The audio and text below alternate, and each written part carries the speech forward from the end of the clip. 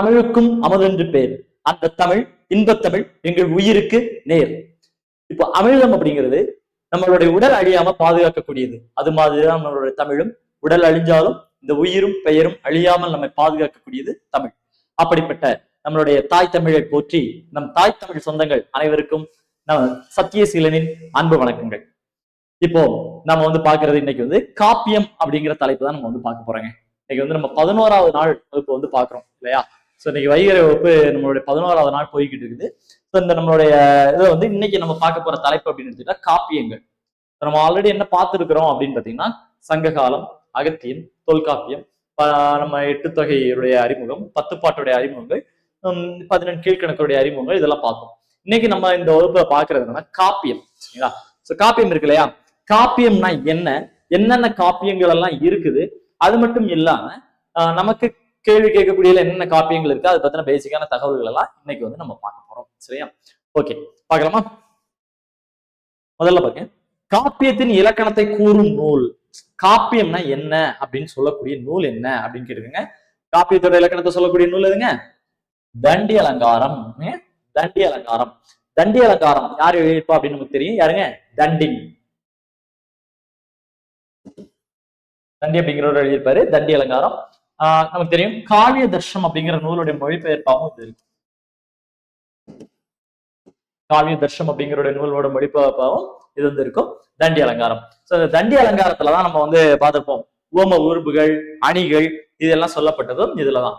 ஓம உருபுகள், ஓமைகள், அணிகள், இதெல்லாம் இதுல சொல்லியிருப்பாங்க. இந்த நூல்ல தான் என்ன பண்ணிருக்காங்க, நமக்கு இதையும் சொல்லப்பட்டிருக்கு. சரிங்க, காப்பியங்கள்லாம் என்ன அப்படின்னு. சரிங்க, காப்பியங்கள்லாம் என்ன அப்படின்னு பார்க்கலாம். அதுக்கு முன்னாடி இந்த காப்பியங்கள் அப்படிங்கிற தொடர முதல்ல சொன்னவர் யாருன்னா வழக்கம் போல மயிலைநாதர். சரிங்களா? மயிலைநாதர். ஸோ மயிலைநாதர் தான் 8 தொகை, 10 பாட்டு இந்த மாதிரி தொடர்களை சொல்லியிருப்பாரு. அது மாதிரி 50 காப்பியங்கள்ங்கிற வேர்டை யூஸ் பண்ணுவார், அவர் தான். சரி, என்னெல்லாம் பார்ப்பாங்க. அதுல காப்பியங்கள் அப்படின்னா என்ன?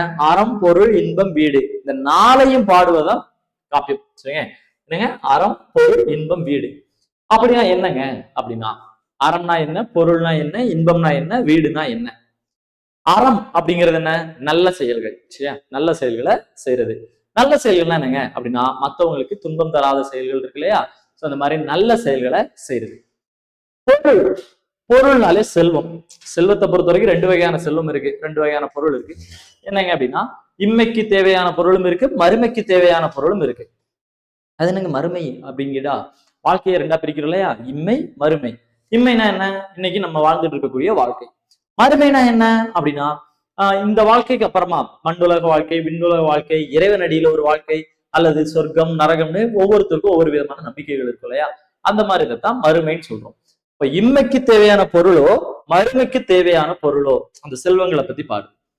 இப்போ எக்ஸாம்பிள் சொல்லலாம் அப்படின்னு சொன்னா, இம்மைனா என்ன? இன்னைக்கு நம்ம வாழக்கூடிய வாழ்க்கை, நம்மளோட வாழ்க்கைக்கு தேவையான செல்வங்கள் என்ன? பணம், பொருள், காசு, இந்த மாதிரி கூட எடுத்துக்கலாம். மறுமை அப்படிங்கும்போது இந்த உலக வாழ்க்கையை விட்டு அடுத்து விண்ணுலக வாழ்க்கைக்கு போறோம் அப்படின்னா, சொர்க்கமா நரகமான்னு கேட்டா நம்ம முதல்ல என்ன பண்ணுவோம்? சொர்க்கம் தான் கையை தூக்கிவோம், அப்படித்தானே? அப்ப அந்த சொர்க்கத்துக்கு போனா ஏதாவது சேர்த்து வைக்கணுமா இல்லையா? சேர்த்து வைக்கணுமா இல்லையா? கண்டிப்பா சேர்த்து வைக்கணும். அதுதான் என்னது? 4 நல்ல விஷயங்கள். அது மறுமைக்கு தேவையான செல்வம். இதைதான் பாத்தீங்க அப்படின்னா குடபுலவியனார் அப்படின்னு ஒருத்தரை பத்தி படிச்சிருப்போம். இந்த குடபுலவியனார் யார்கிட்ட கேட்கிறாரு? தலையானங்கானத்து செருவென்ற நெடுஞ்செழியன் கிட்ட கேட்கிறாரு, புறநானூர்ல வச்சு. ஏன்னா தலையானங்கானத்து செருவென்ற நெடுஞ்செழியன் யாரு அப்படின்னு நமக்கு நல்லா தெரியுமே. மிகப்பெரிய ஒரு அரசர், ஒரு போர்க்குணம் உள்ளவர். அவர் பார்த்து கேட்கிறாரு, செல்லும் உலகத்து செல்வம் வேண்டினும். அவர் கேட்கிறாரு, உனக்கு போற உலகத்துக்கு நீ செல்வத்தை சேர்த்து வைக்கணும்னு ஆசைப்படுறியா, புண்ணியங்களை சேர்த்து வைக்க ஆசைப்படுறியான்னு ஒரு லைன் கேட்பாரு. செல்லும் உலகத்து செல்வம் வேண்டினும். அப்போ இந்த உலகத்தை விட்டு நம்ம அடுத்த ஒரு உலகத்துக்கு வாழ போறோம்னா அங்கேயும் என்ன தேவைப்படுதான்? செல்வம். அதாவது என்னது? 4 நல்ல விஷயங்களை சேர்த்து இந்த புண்ணியங்கள்லாம் சேர்த்து வைக்கணும்னு சொல்லுவோம் இல்லையா? அந்த மாதிரி. ஓகே, அப்ப அறம் அப்படின்னா நல்ல செயல்கள். பொருள் அப்படிங்கிறது இம்மை மறுமைக்கு தேவையாக அற வழியில நின்று நம்ம சேர்த்து வைக்கக்கூடிய செல்வங்கள். ஓகே, இம்மை செல்வம், மறுமை செல்வம். டன். அடுத்துங்க, இன்பம். நிம்மதியா சந்தோஷமா வாழ்றது, மற்றவங்களுக்கு கொடுத்து வாழ்றது இல்லையா? இன்பம் அடைகிறது என்ன? ஈதல். நம்ம ஒரு விஷயத்தை மற்றவங்களுக்கு கொடுக்கும்போது அதனால நமக்கு ஏற்படக்கூடிய மகிழ்வானது, இந்த மாதிரி விஷயங்கள். வீடு அப்படின்னு சொல்லும்போது என்ன சொல்றாங்க? வீடு அப்படின்னு சொல்லும்போது நமக்கு அந்த முக்தி, மோட்சா, மோட்சம்னு சொல்லுவோம் இல்லையா? இந்த விஷயங்கள்லாம் சொல்றாங்க.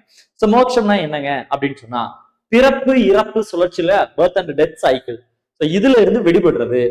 Liberation from birth and death cycle அப்படின்னு சொல்லுவோம், அதான் மோக்ஷா. நம்ம வந்து பிறப்பு இறப்பு அந்த சுழற்சியில இருந்து வெளிவருது. இதைத்தான் சொல்லியிருப்பாங்க மோட்சம். அப்ப எதை சொல்றாங்க? அறவழியில இருக்கிறது, அறவழியில இன்மை மறுமைக்கு தேவையான செல்வங்களை சம்பாதிக்கிறது, அதை மற்றவங்களுக்கு செலவழிக்கும் மூலமாகவும் நல்ல விஷயத்துக்கு செலவு செய்யற மூலமாகவும் சந்தோஷம் அடைகிறது, கடைசியில முக்தி அடைகிறது. இந்த 4 தான் எதுல பாடப்படுது அப்படின்னு சொன்னா காப்பியங்கள்ல பாடுது. இந்த 4 முழுசா பாடணும் அப்படின்னு சொன்னா அதுக்கு பேரு பெருங்காப்பியம். பெருங்காப்பியம். சரிங்க. 4ல ஏதோ ஒண்ணு குறைவா இல்ல 2 குறைவா பாடணும்னா அதுக்கு பேரு சிறுகாப்பியம். 4ஐயும் நம்ம பாடணும் அப்படின்னு சொன்னது பெருங்காப்பியம். 4ல ஏதோ குறையா பாடணும் அப்படின்னா அதுக்கு பேரு சிறுகாப்பியம். இவ்வளவுதாங்க. அப்ப பெருங்காப்பியம் சிறுகாப்பியம். காப்பியம்னா என்ன? அறம்பொருள் இன்ப வீட பாட போறோம். காப்பியம்னா என்னங்க? அறம்பொருள் இன்ப வீட்டை பாடணும். அதுல பெருங்காப்பியம்னா 4ஐயும் பாடுனா பெருங்காப்பியம், ஏதோ ஒண்ணு குறைவாவோ அல்லது 2, 3 குறைவா பாடினா சிறுகாப்பியம். அவ்வளவுதான், முடிஞ்சு போச்சா? சரி. இப்போ நம்ம தமிழ்ல வந்து ஐம்பெருங்காப்பியம், ஐஞ்சிறுகாப்பியம் சொல்லுவோம் இல்லையா? அது என்ன அப்படின்னு பாத்தோமா? ஐம்பெருங்காப்பியங்களின் நூற்பெயர்களை முதலாக சொன்னவர் யாரு அப்படின்னு பார்ப்போம். யாருங்க? கந்தப்ப தேசிகர். இடையில ஒண்ணு இருக்கும், அதை நான் திரும்ப வரும்போது சொல்லியிருக்கேன். ஓகே, ஐம்பெருங்காப்பியங்களோட நூற்பெயர்களை முதல்ல சொன்னவர் யாரு அப்படின்னு எடுத்துக்கிட்டா யாரு? கந்தப்ப தேசிகர். சரி, உங்களுக்கான ஒரு கொஸ்டின் வச்சிருமா இப்பவே? கந்தப்ப தேசிகர் எந்த நூல்ல ஐம்பெருங்காப்பியம் சொல்லியிருக்காரு? அதாவது தன்னோட இந்த காப்பியங்கள் எல்லாமே, சரியா, காப்பியங்கள் எல்லாமே இப்ப நம்ம படிக்கிற சிலப்பதிகாரம், மணிமேகலை, வளையாபதி, சீவகசிந்தாமணி, குண்டலகேசி இருக்கு இல்லையா? இந்த 5 தான் தமிழோட ஐம்பெருங்காப்பியம்னு சொன்னது கந்தப்ப தேசிகர். கரெக்ட், சரியா? இப்போ அவர் தன்னோட எந்த நூல்ல சொல்லியிருக்காரு அப்படின்னு நீங்க தான் கமெண்ட் வந்து ஆன்சர் பண்ண போறீங்க. சரிங்க, இப்படி முடிஞ்சு மறக்காம ஆன்சர் பண்ணிருங்க. ஓகேவா? சரி, இப்போ நம்ம அதுக்கான ஆன்சர் அடுத்த கிளாஸ்ல போது மறக்காம சொல்லிடுவோம். சரியா? கந்தப்ப தேசிகர் தன்னோட எந்த நூல்ல ஐம்பெருங்காப்பியங்களை பத்தி சொல்லியிருக்காரு. சரியா? ஓகே, இது மாதிரி நம்ம தமிழ்ல படிக்கிற மாதிரி ஐம்பெருங்காப்பியங்கள் எங்கே இருக்குன்னா வடமொழியிலேயும் இருக்கு. வடமொழியிலேயும் ஐம்பெருங்காப்பியங்கள்லாம் இருக்குது. நம்ம இப்ப இங்க பார்க்கலாம். சரிங்க, ஐம்பெருங்காப்பியங்களை நூற்பெயர்களை முதலாக சொன்னவர் யாருன்னா கந்தப்ப தேசிகர். சரிங்க, இந்த சிலப்பதிகாரம், மணிமேகலை, சீவக சிந்தாமணி, வளையாபதி, குண்டலகேசி இந்த 5 தான் ஐம்பெருங்காப்பியம் யார் சொல்லியிருக்கா? நமக்கு கந்தப்ப தேசிகர் சொல்லிட்டாரு. இப்போ இன்னொருத்தர் இருக்காரு, என்ன பண்ணிருப்பாரு அப்படின்னா இந்த ஐம்பெருங்காப்பியங்களை தமிழ்த்தாயின் அணிகளனா பாடுவாரு. இந்த ஐம்பெருங்காப்பியம் இருக்கு இல்லையா? இந்த 5ஐயுமே தமிழ்த்தாயோட அணிகளனா பாடுறாரு. அது எப்படிங்க தமிழ்த்தாய்க்கு அணிகளான பாட முடியும் அப்படின்னு சொன்னா, சரிங்க, அப்படின்னு சொன்னா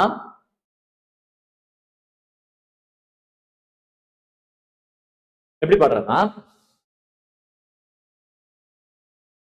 சிலம்பு, சிலப்பதிகாரத்தை சொல்றாரு சிலம்பு. சிலம்புங்கிறது தமிழ்த்தாயோட காலில் அணியக்கூடியது. சிலம்பு அப்படிங்கிறது தமிழ்த்தாயின் காலில் அணியக்கூடியது. அப்ப சிலப்பதிகாரம் தமிழ்த்தாயோட காலில் அணிகலனா ஒரு ஆர்னமெண்டா இருக்குது அப்படின்னு சொல்லியிருக்காரு. அடுத்தனங்க மேகலை. மேகலை என்னது? மணிமேகலையா? தமிழ்ல மேகலை என்னன்னா ஒட்டியானம் இருக்கு இல்லையா? ஒட்டையானு சொல்லுவோம். அப்போ அது எதோட அணிகலனா அப்படின்னா இடை. தமிழ்த்தாயின் இடையில் அணியக்கூடியது. தமிழ்த்தாயின் இடையில் அணியக்கூடியது என்னங்க? மேகலை. ஓகேவா? அடுத்து கருணை மார்பின் மீது ஒளி சிந்தாமணியாய் அப்படின்னு ஒரு லைன் இருக்கும். சிந்தாமணி, தமிழ்த்தாயின் மார்பில் அணியக்கூடிய சிந்தாமணி. அது என்னங்க அப்படின்னா சிந்தாமணினா என்ன? ஒளி குறையாத மணி. அதாவது அப்படி ஒரு லைட்டிங்கோட இருக்கக்கூடிய ஒரு சொல்லலாம் ஸ்டோன்ஸ் அல்லது கிளாஸ் பீட்லாம் இருக்குல்ல, இந்த மாதிரி சொல்லலாம் மணிக்கற்கள். சரிங்க, இந்த மணிக்கற்கள் இருக்கு இல்லையா? இது என்ன சொல்றாங்க அப்படின்னா தமிழ்த்தாயுடைய மார்பில் ஒளிரக்கூடியது. அப்ப நம்ம வந்து ஒரு செயின் போட்டிருக்கிறோம், சரியா? ஒரு செயின் வந்து போட்டிருக்கோம். செயினோட டாலர்ல தான் இந்த மாதிரி ஸ்டோன்ஸ் எல்லாம் யூஸ் பண்ணுவோம். அந்த செயினோட டாலர் எங்க இருக்கும்? செஸ்ட்ல இருக்கும் இல்லையா? சோ அப்ப என்ன பண்றாங்க, இந்த இடத்துலதான் அந்த என்னது அந்த டாலர்ல, செஸ்ட்ல இருக்கக்கூடிய டாலர்ல அந்த ஸ்டோன் எல்லாம் இருக்கும். அதான் சொல்லுவாங்க கருணை மார்பின் மீது ஒளி சிந்தாமணியாய் அப்படின்னு வச்சிருப்பாங்க. சரியா? அப்ப தமிழ்த்தாயோட மார்பில் ஒளிரக்கூடியது சிந்தாமணி. தமிழ்த்தாயோட காலில் அணியக்கூடியது சிலம்பு. தமிழ்த்தாயுடைய இடையில் அணியக்கூடியது மேகலை, மணிமேகலை. தமிழ்த்தாயுடைய மார்பில் அணியக்கூடிய சிந்தாமணி. அடுத்துங்க வளையாபதி. கை இல்லையா? கைகள வளையல்.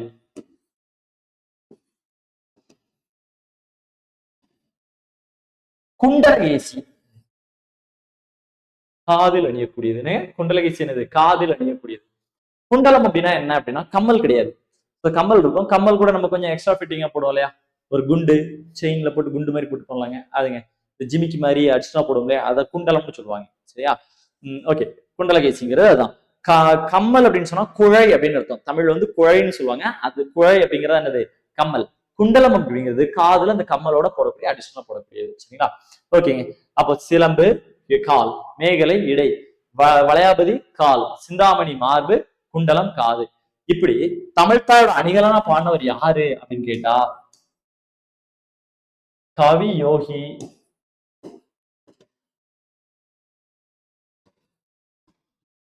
சுத்தானந்த பாரதி. யாருங்க? கவி யோகி சுத்தானந்த பாரதி அப்படி சொல்லியிருக்காரு. அப்ப இந்த 5 தான் ஐம்பெருங்காப்பியங்கள்னு சொன்னவர் யார் அப்படின்னா கந்தப்ப தேசிகர். இந்த 5 ஐம்பெருங்காப்பியங்களையும் தமிழ்த்தாயோட அணிகலன்கள் அப்படின்னு சொல்லி பாண்டவர் யார் அப்படின்னு கேட்டா கவியோகி சுத்தானந்த பாரதி. சரியா? ஓகே, இப்ப பார்த்தாச்சா? சரிங்க, இப்ப நம்ம என்ன பார்த்திருக்கோம்? நம்ம காப்பியம்னா என்ன, ஐம்பெருங்காப்பியம்னா என்ன அப்படிங்கிற சில விஷயங்கள் இப்ப பாத்துட்டீங்க. சரியா? ஓகேங்க, இந்த காப்பியங்களுக்குள்ள இருக்கிற சில விஷயங்கள் பார்ப்போம். இப்ப ஐம்பெருங்காப்பியம் பார்த்துட்டீங்க. இதே மாதிரிதான் ஐஞ்சிறு காப்பியங்கள்னு இருக்கும் இல்லையா? ஐஞ்சிறு காப்பியம் நம்ம தெரியலாங்க, என்னெல்லாம் இருக்கும்? நீலகேசி, சூளாமணி, உதயனகுமார காவியம், யசோதர காவியம், நாககுமார காவியம் அப்படின்னு சொல்லிட்டு 5 இருக்கும். சரிங்களா? சோ பொதுவா ஐஞ்சிறுங்காப்பியங்கள்ல இருந்து அதிகமான வினாக்கள் நமக்கு வரலன்னா கூட அதை பத்தி நம்ம பின்னாடி ஒரு செஷனா நம்ம வந்து பார்க்கத்தான் போறோம். சரியா? இப்ப காப்பியங்கள் பத்தி பாக்குறோமா? சரி, இப்ப காப்பியங்கள்லாம் என்னன்னு பாத்தீங்க, பெருகாப்பியம்னா என்னன்னு பாத்தீங்க, சிறுகாப்பியம்னா என்னன்னு பாத்தீங்க, அதுக்கப்புறம் என்னது ஐம்பெருங்காப்பியங்களை பத்தி பாத்தீங்க. இந்த ஐம்பெருங்காப்பியங்களையே முக்கியமான விஷயங்கள்லாம் பாத்துருமா? ஐம்பெருங்காப்பியங்களை எழுதுனது யாரு அப்படின்னா உங்களுக்கு தெரியும் இல்லையா? சிலப்பதிகாரத்தை எழுதுனது யாரு? இளங்கோவடிகள் இல்லையா? சிலப்பதிகாரத்தை எழுதுனது யாருங்க? இளங்கோவடிகள். சீத்தலை சாத்தனார் வந்து கண்ணகியோட கதையெல்லாம் எழுதி சொல்லி முடிச்ச உடனே, சீத்தலை சாத்தனார் கண்ணகியோட கதையெல்லாம் சொல்லி முடிச்ச உடனே சொல்லுவார் இல்லையா? ஃபர்ஸ்ட் வந்து இளங்கோவடிகள் சொல்றாரு சீத்தலை சாத்தனார்ட்ட, கதையெல்லாம் நல்லா ஃபுல்லா சொல்லிட்டீங்களே கண்ணகியோட வரலாற, நீங்களே ஒரு நூலா எழுதிருங்க அப்படின்னா இளங்கோவடிகள் கேட்கிறாரு. சீத்தலை சாத்தனார் சொல்றாரு, முடிகள் வேந்தர் மூவருக்கும் உரியது. முடிகள் வேந்தர் மூவருக்கும் உரியது. ஏன்னா கண்ணகி பிறந்தது புகார் சோழ நாடு, கண்ணகி வந்து அந்த கோவலன் கொல்லப்பட்டது மதுரை பாண்டிய நாடு, கண்ணகி கடைசியா போனது எங்க வஞ்சி சேர நாடு. அப்ப மூவேந்தர் வம்சம், முடிகள் வேந்தர் மூவருக்கும் உரியது. அதனால சேர நாட்டு வம்சத்துல வந்த அடிகளார் நீரே அருளுக அப்படின்னு இளங்கோவடிகள் கையில கொடுக்கிறாரு சீத்தலை சாத்தனார். உடனே சீத்தலை சாத்தனார் கொடுத்த உடனே இளங்கோவடிகளும் சொல்றாரு, என்னது, அரசியல் பிழைத்தோருக்கு அறம் கூற்றாவதும், உரைசால் பத்தினியை உயர்ந்தோர் ஏற்றுவதும், ஊழ்வனை உறுத்து வந்து ஊட்டுவதும் என்று 3 கருத்துக்களை மையமா வச்சு சிலம்பால் நடந்ததால சிலப்பதிகாரம் என்னும் பெயரில் நாட்டுதும் யாமோர் பாட்டுடை செய்யுள், நாட்டுதும் யாமோர் பாட்டுடை செய்யுள்னு யார் எழுதியிருப்பா? இளங்கோவடிகள் எழுதியிருக்கிறாரு. சரியா? நம்ம பார்த்த பாட்டு வரையெல்லாம் கேட்ட கொஸ்டின்ஸ் தான் இல்லையா? உங்களுக்கு தெரிஞ்சதுதான். சரி, சரிங்க, சிலப்பதிகாரம் இளங்கோவடிகள் எழுதியிருப்பாரு. மணிமேகலை சிலப்பதிகாரத்தில் அப்படி கண்டினியூ அப்படின்னு சொல்லலாம் இல்லையா? கோவலன் மாதவி அவங்களுக்கு பிறந்த பொண்ணுதான் மணிமேகலை. சோ மணிமேகலை இதை யாரு எழுதியிருப்பா அப்படின்னு கேட்டா சீத்தலை சாத்தனார். சரிங்க. சோ இளங்கோவடிகள் வந்து சீத்தலை சாத்தனார் சொன்ன கண்ணகியோட வரலாற சிலப்பதிகாரம்னு எழுதியிருப்பாரு. கண்ணகி கதையை சொன்னது யாருதான்? சீத்தலை சாத்தனார் தான். இத இளங்கோவடிகள் என்ன பண்றாரு அப்படின்னு சொன்னா அப்படியே கதையை எழுதிட்டாரு. சரியா? இப்போ அந்த கதையில வர கோவலன் மாதவிக்கு பிறந்த மணிமேகலை வச்சு மணிமேகலைங்கிற ஸ்டோரி யார் எழுதியிருப்பா? சீத்தலை சாத்தனார் எழுதிட்டாரு. இதெல்லாம் ஒவ்வொருவருக்கும் தனித்தனியா பார்க்கணுங்க. சிலப்பதிகாரம் தனியா பார்க்கணும், மணிமேகலை தனியா பார்க்கணும், சீவக சிந்தாமணி தனியா பார்க்கணும். அப்ப பார்க்க போறோம். சரி, அப்புறங்க சீவக சிந்தாமணி நமக்கு தெரியும். திருத்தேவர், திருத்தகு தேவர் அல்லது திருத்தக்க தேவர்னு சொல்லுவாங்க. சோழ அரச வம்சத்துல வந்தவர் இல்லையா? சோழ வம்சத்தை சேர்ந்தவர் திருத்தேவர் அல்லது திருத்தகு தேவர் அல்லது திருத்தக்க தேவர் அப்படின்னு சொல்லுவோம். சோ அவர் இருக்காரு. தமிழுடைய முதல் விருத்த காப்பியமாக இருக்கக்கூடிய சீவக சிந்தாமணி எழுதியிருப்பாரு இல்லையா? நம்ம நல்லா தெரியும் இல்லையா? சீவக சிந்தாமணி அப்படிங்கிறது தமிழுடைய முதல் விருத்த காப்பியம். சோ தமிழோட முதல் விருத்த காப்பியமான சீவக சிந்தாமணியை எழுதியிருப்பாரு. அப்புறம் வளையாபதி ஆசிரியர் பேர் தெரியல, குண்டலகேசி நாதகுத்தனார் அப்படின்னு எழுதியிருப்பாரு. சரிங்க, குண்டலகேசி எழுதினது யாருங்க? நாதகுத்தனார் அப்படிங்கிறது. சோ அந்த காப்பியங்களை பத்தி நம்ம தனித்தனியா வகுப்புகள்ல பார்க்க போறோம். சரியா? இப்போதைக்கு அறிமுக வகுப்பு தான் பாக்குறோம். சோ அடுத்தடுத்த ஒவ்வொன்றா பார்க்க போறோம். ஓகே, சரி. இப்ப பார்த்தோமா, சிலப்பதிகாரத்தை இளங்கோவடிகள், மணிமேகலை சீத்தலை சாத்தனார், சீவக சிந்தாமணியை திருத்தக்க தேவர், அடுத்து குண்டலகேசியை வந்து நாதகுத்தனார் எழுதியிருப்பாரு. வளையாபதி வந்து யாரு எழுதியிருக்கிறா அப்படின்னு தெரியல. சரிங்க, இதெல்லாம் நம்ம அடுத்தடுத்த வகுப்புல சிறப்பா பார்க்கலாம். ஓகே, அப்போ இந்த நூல்கள் ஏதாவது காப்பியங்கள் ஏதாவது சிறப்பு இருக்காங்க அப்படின்னு பாத்தீங்கன்னா, சரியா, ஏதாவது சிறப்பு இருக்கா அப்படின்னு கேட்டீங்கன்னா பாப்போமா? ஓகே, சிலப்பதிகாரமும் மணிமேகலை இந்த ரெண்டா தான் என்ன சொல்றோம்? இரட்டை காப்பியம் அப்படின்னு சொல்லியிருப்போம். சரியா? ஏன்னா கதை தொடர்ச்சி அப்படின்னு ஒண்ணு இருக்குல்லங்க. சிலப்பதிகாரம் மணிமேகலை அப்படிங்கிறது கதை தொடர்ச்சியும் கிட்டத்தட்ட ஒரே மாதிரி தான் இருக்கும் இல்லையா? சிலப்பதிகாரத்துல வரக்கூடிய கோவலன் மாதவி, சோ இவங்களுடைய பொண்ணா வரக்கூடியதான் யாரு அப்படின்னா மணிமேகலை. அப்படி கதை தொடர்ச்சி இருக்குது. அதுவும் பூம்புகார்ல ஆரம்பிக்குது, இதுவும் பூம்புகார்ல ஆரம்பிக்குது. அடுத்து பா வகைன்னு எடுத்துக்கிட்டாலுமே சிலப்பதிகாரமும் என்ன பாவகை தான்? நிலைமண்டில ஆசிரியப்பா, மணிமேகலையும் நிலைமண்டில ஆசிரியப்பா. நிலைமண்டில ஆசிரியப்பான்னா நமக்கு எக்ஸ்பிளைன் அவசியம் உங்களுக்கே தெரியும். எல்லா வரிகளும் எப்படி இருக்கும், நாலு சீராய், அதாவது நாலு வார்த்தைகளா இருக்கும். சரியா, அதான் சொல்லியிருப்போம் நிலைமண்டில ஆசிரியப்பா. சிலப்பதிகாரம் நிலைமண்டில ஆசிரியப்பா தான், மணிமேகலை நிலைமண்டில ஆசிரியப்பா தான். ரெண்டுமே கிபி 2ஆம் நூற்றாண்டு தான். சோ இப்போ ரெண்டுமே கதை தொடர்ச்சி இப்படி இருக்கிறதுனால சிலப்பதிகாரத்தை மணிமேகலை நம்ம என்ன சொல்றோம் அப்படின்னா இரட்டை காப்பியங்கள் அப்படின்னு சொல்லிட்டோம். சரிங்க, இப்ப சமயங்கள், இந்த காப்பியங்கள் பின்பற்றக்கூடிய சமயங்களை வச்சு ஏதாவது சொல்லலாமா அப்படின்னு பாத்தீங்கன்னா தரமா சொல்லலாம். மணிமேகலை குண்டலகேசி இந்த ரெண்டு பௌத்த காப்பியங்கள். சரியா, சிலப்பதிகாரம் சீவக சிந்தாமணி வளையாபதி மூணுமே சமண காப்பியம். சிலப்பதிகாரம் சீவக சிந்தாமணி வளையாபதி மூணுமே என்னது, சமண காப்பியம். பொதுவா சில இடங்கள் வந்து சிலப்பதிகாரத்தை வந்து சமய சார்பற்ற காப்பியம்னு சொல்லுவாங்க. பொதுவா இருந்தாலும் சமண கருத்துக்கள் கொஞ்சம் இருக்கு. சரிங்களா, சமண கருத்துக்கள் இருக்கு. சிலப்பதிகாரத்தை பொறுத்த வரைக்கும் எல்லா சமயத்தையும் பாடி இருக்காரு. சரியா, அதாவது ஆப்ஷன்ல வந்து சமண காப்பியமா அல்லது சமய சார்பற்ற காப்பியமானா தாராளமா சமணம்னே எடுக்கலாம். சரியா, நம்ம புத்தகங்களே இருக்கும். சமய பொது உடைமை காப்பியம்னு சொல்லலாம். ஏன்னா எல்லா சமயத்தையுமே பாடி இருக்கிறாரு. திருமாலையும் பாடி இருக்காரு, கொற்றவை காளியை பத்தியும் இருக்குது, முருகரை பத்தியும் இருக்குது. எல்லா சமயங்களுமே அதுல வந்து சொல்லப்பட்டிருக்கு. சரிங்களா, சோ அதே நேரத்துல என்ன அப்படின்னா நம்ம சமண கருத்துக்கள் கொஞ்சம் அதிகமா இருக்கிறதுனால அது என்ன சொல்றோம், சமண காப்பியம் சிலப்பதிகாரம். சரிங்களா, சிலப்பதிகாரம் அடுத்து என்னது, சீவக சிந்தாமணி வளையாபதி மூணுமே ஐம்பெருங்காப்பியங்கள்ல சிலப்பதிகாரம் நமக்கு என்னது, சீவக சிந்தாமணி வளையாபதி மூணுமே பாத்தீங்கன்னா சமண சமய காப்பியங்கள். சரிங்களா, சோ அதுல எதெல்லாம் நமக்கு வந்து பௌத்த மதம் வருதுன்னா மணிமேகலை குண்டலகேசி. மணிமேகலை இருக்கு இல்லையா, மணிமேகலை பௌத்த மத காப்பியம். இப்போ நம்ம சிலப்பதிகாரத்தை வந்து சமய சார்பற்ற காப்பியம் அல்லது சமய பொது உடைமை காப்பியம்னு சொல்லுவோம். அதே நேரத்துல மணிமேகலையை தான் தமிழுடைய முதல் சமய காப்பியம் அப்படின்னு சொல்றோம். தமிழ்ல சமயம் சார்ந்து முதல்ல எழுதப்பட்டது என்னதான், மணிமேகலை தான். பௌத்த மத கருத்துக்கள் தான் அதுல இருக்கும். ஏன்னா மணிமேகலை அதுல இருக்க மாதவி அரவணடிகள் எல்லாருமே யாரு, பௌத்த துறவிகளா இருப்பாங்க. அதுல சொல்லப்பட்ட கதைகள் எல்லாமே பௌத்த கதைகள் தான் இருக்கும். சரியா, ஓகே. அப்ப மணிமேகலை குண்டலகேசிங்கிறது பௌத்த காப்பியங்கள், சிலப்பதிகாரம் சீவக சிந்தாமணி வளையாபதி மூணுமே சமண காப்பியங்கள். ஐம்பெரு காப்பியங்கள்ல இந்த 5க்கு சமயம் சொல்லிட்டீங்க. ஐஞ்சிறு காப்பியங்கள் இருக்கா, ஐஞ்சிறு காப்பியங்கள் சூளாமணி, நீலகேசி, உதயனகுமார காவியம், நாககுமார காவியம், யசோதர காவியம் 5மே என்னதான் அப்படின்னா சமண காப்பியங்கள் தான். சரிங்களா, 5மே என்னதான் சமண காப்பியங்கள் தான். இதுல பார்த்தோம்னா இந்த குண்டலகேசி படிச்சுமா, பௌத்த காப்பியம்னே குண்டலகேசி. இந்த குண்டலகேசிக்கு அகைன்ஸ்டா எழுதுனதான் என்ன அப்படின்னு பாத்தீங்கன்னா நமக்கு வந்து என்னவா இருக்கும் அப்படின்னு பார்த்தா, குண்டலகேசிக்கு அகைன்ஸ்டா எழுதுனதான் என்ன அப்படின்னு பார்த்தோம்னா நமக்கு வந்து நீலகேசியா இருக்கும். சரிங்களா, குண்டலகேசிக்கு அகைன்ஸ்டா எதிராக எழுதப்பட்டது இந்த மாதிரிலாம் ஒண்ணு இருக்கும். நம்ம வந்து அதெல்லாம் பார்க்கலாம். சரிங்களா, ஓகேங்க. சரி, அப்போ இன்னைக்கு நம்ம என்னெல்லாம் பார்த்திருக்கோம் அப்படின்னு பாத்தீங்களா, காப்பியங்கள் தொடர்பான அடிப்படை தகவல் வந்து இன்னைக்கு பார்த்திருக்கோம். சரியா, சோ அடுத்தடுத்த வகுப்புகள் வந்து நம்ம இனிமேல் தான் என்ன பண்ண போறோம், இலக்கியத்துள்ள போக போறோம். சரியா, ஓகே. இப்ப நம்ம பார்க்கலாம் அப்படின்னு சொன்னா இன்னைக்கு என்ன பார்த்திருக்கோம், காப்பியம்னா என்ன, அறம்பொருள் இன்பம் வீட்டை பத்தி பாடுறது. இந்த காப்பியங்களுக்கு இலக்கணம் சொன்னது எந்த நூல், தண்டி அலங்காரம். காப்பியங்களுக்கு இலக்கணம் சொன்னது தண்டி அலங்காரம். சரி, அறம்பொருள் இன்பத்தை பாடுறதா, இன்பம் வீட்டை பத்தி பாடுறதா காப்பியம். காப்பியத்துல இந்த 4ஐயும் சேர்த்து பாடுனா அது என்னது, பெருங்காப்பியம். 4ல ஏதோ ஒண்ணு குறைவா பாடுனா சிறு காப்பியம். இல்லையா, இது 50 காப்பியங்கள் அப்படிங்கிற வேலை முதல்ல சொன்னவரு மயிலைநாதர். இல்லையா, இந்த 5 காப்பியங்களும் தான் 50 காப்பியம் சொன்னவர் யாரு, கந்தப்ப தேசிகர். சிலப்பதிகாரம் மணிமேகலை சீவக சிந்தாமணி வளையாபதி குண்டலகேசி தான் 50 காப்பியம் சொன்னது யாரு நமக்கு, யாருன்னு சொல்லியிருந்தா கந்தப்ப தேசிகர்.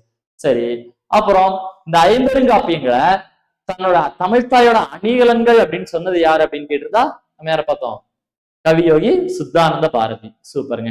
சரி, இப்ப அந்த 5 காப்பியங்கள்ல சிலப்பதிகாரம் மணிமேகலம் என்னது, இரட்டை காப்பியம்னு சொன்னோம். அடுத்து சிலப்பதிகாரம் சீவக சிந்தாமணி வளையாபதி மூணுமே சமண சமயம், மணிமேகலையும் குண்டலகேசியும் பௌத்த சமயம். சரியா, இவ்வளவுதாங்க. சோ இதுல முக்கியமான விஷயங்கள்லாம் பார்த்திருக்கிறோம். இதுல ஆசிரியர் பேர்லாம் பார்த்தோம். சரியா, சோ அடுத்த கிளாஸ்ல வந்து நம்ம என்ன பார்க்கிறோம், இந்த நற்றிணைன்னு பார்க்கும்போது நற்றிணையில் இருக்க பேசிக் டீடைல்ஸ். சோ அதுக்கப்புறம் நற்றிணையில் இருக்கக்கூடிய முக்கியமான பாடல் வரிகள், அதுக்கப்புறம் என்னது பள்ளி புத்தகத்துல இருக்க பாடல் வரிகள். இனிமேல் வந்து இருக்க கிளாஸஸ் ஃபுல்லா இனிமேல் இப்படித்தான் போகும். சரிங்களா, நம்ம 8 தொகை 10 பாட்டு காப்பியங்கள் எல்லாமே பார்க்கணும். எல்லாமே பள்ளி புத்தகத்துல இருக்கிறதும் பார்க்க போறோம், கூடுதல் தகவல்களும் நம்ம வந்து பார்க்க போறோம். இதுல ப்ரீவியஸ் இயர் கொஸ்டினும் நம்ம வந்து பார்க்க போறோம். சரிங்களா, சரி, இன்னைக்கு கிளாஸ்ல நம்ம கேட்ட கொஸ்டினுக்கு வந்து ஆன்சர் பண்ணிடலாமா. என்ன சொல்லியிருந்தோம், கந்தப்ப தேசிகர் தன்னோட எந்த நூல்ல இந்த 5 தான் 50 காப்பியங்களும் சொல்லிடுறாரு. சிலப்பதிகாரம் மணிமேகலை சீவக சிந்தாமணி வளையாபதி குண்டலகேசிய கந்தப்ப தேசிகர் தன்னோட எந்த நூல்ல இதை வந்து 50 காப்பியம்னு சொன்னாரு. நீங்க அதுக்கு ஆன்சர் பண்ணுவீங்க. ஓகே, கண்டிப்பா கிளாஸ் வந்து வாட்ச் பண்ணுங்க. ஓகேங்க. சோ நாளைக்கு வந்து நம்மளுடைய சேனல் வந்து உங்களுக்கு ஆன்லைன் டெஸ்ட் இருக்கும் சரிங்களா. ஸோ இது வரைக்கும் நம்ம வந்து கிட்டத்தட்ட ஒரு 11 கிளாஸ் கவனிச்சுக்கோ இல்லையா. 11 கிளாஸ்ல வந்து உங்களுக்கு ஆன்லைன்ல டெஸ்ட் இருக்கும். ஸோ நாளைக்கு உங்களுக்கு வந்து டெஸ்ட் வந்து நம்மளுடைய யூடியூப் சேனல்லே வந்து நம்ம வந்து கொடுத்துருப்போம் சரிங்களா. ஓகே, அது நாளைக்கு ஞாயிற்றுக்கிழமை மறக்காம எல்லாருமே கொஞ்சம் டெஸ்ட் எழுதிருங்க. ஸோ இது பத்தின டீடைல்ஸ் எல்லாமே நம்மளுடைய தமிழ் பட்டறை சேனல் இருக்கு இல்லையா, அந்த சேனல்ல நம்மளுடைய தமிழ் பட்டறை டெலகிராம் சேனல் இருக்கு இல்லையா, அந்த டெலகிராம் சேனல்ல டைமிங் டெஸ்ட் இதை பத்தி வந்து உங்களுக்கு அப்டேட் கொடுத்துருவோம் சரிங்களா. ஸோ நம்மளுடைய தமிழ் பட்டறை சேனல்ல வந்து எல்லாம் ஜாயின் பண்ணிக்கோங்க. டிஸ்கிரிப்ஷன்ல லிங்க் இருக்கும் சரியா. தமிழ் பட்டறை சேனலோட யூடியூப் சேனலோட சரி டெலகிராம் சேனலோட அதுல ஜாயின் பண்ணிக்கிட்டீங்கன்னா உங்களுக்கு இந்த டெஸ்ட் கிளாஸஸ் இது பத்தின லிங்க் ஷேர் பண்றது, அதுக்கப்புறமா இந்த டெஸ்ட் நாளைக்கு நடக்க போற டெஸ்ட் இருக்கு இல்லையா, இந்த டெஸ்ட்டுக்கான டைமிங் எல்லாமே உங்களுக்கு அதுல வந்து நம்ம வந்து ஷேர் பண்ணிடுவோம் சரிங்களா. ஸோ கண்டினியூவா வாட்ச் பண்ணுங்க. நம்ம அடுத்த கிளாஸ்ல மறுபடியும் சந்திக்கலாம். நன்றி, வணக்கம்.